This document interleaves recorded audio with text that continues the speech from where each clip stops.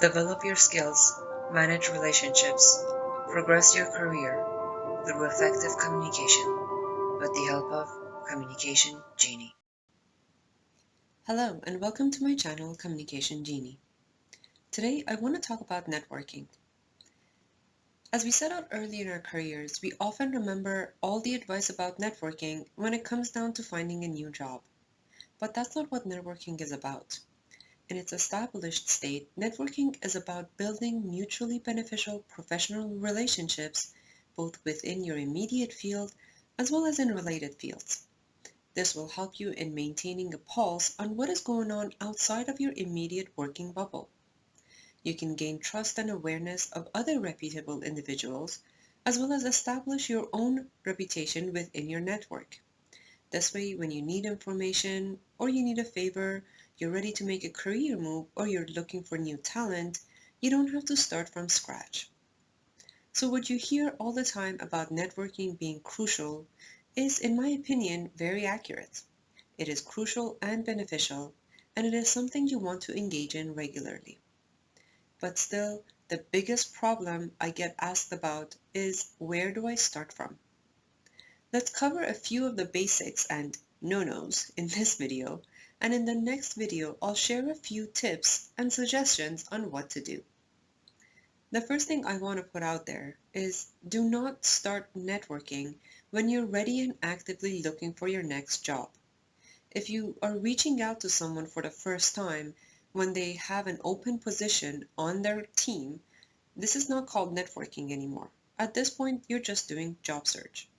If you do not already have a well-established relationship with a hiring manager, reaching out to them for the purposes of networking when they're actively in the process of hiring will often create a wall of resistance.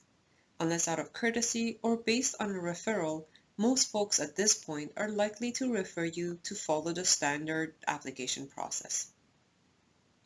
Now, let's say you are in the right networking mind frame and reaching out to folks for the purposes of building out your network.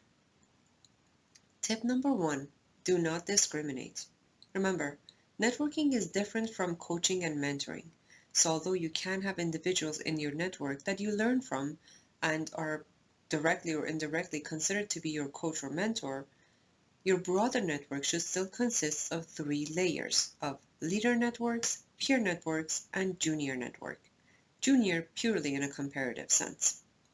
The second tip is, do not make it awkward or difficult.